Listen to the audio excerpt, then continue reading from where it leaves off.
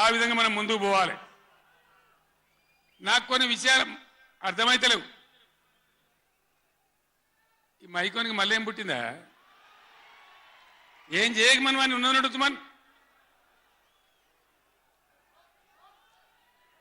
మేము కరెంటు తెచ్చినాం ఆ రోజు. అంతకుముందు రాత్రి కరెంటు, పొద్దా కరెంటు ఆగమాగం ఉండే. గవర్నమెంట్ వచ్చిన తర్వాత, టీఆర్ఎస్ గవర్నమెంట్ వచ్చిన తర్వాత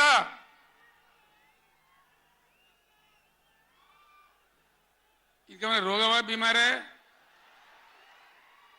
అరే బాబు, ఉన్నదంటే ఉంచరా మైకు, ఏం మాట్లాడక, ఏం చేయకు, నువ్వేం చదవకు. దాన్ని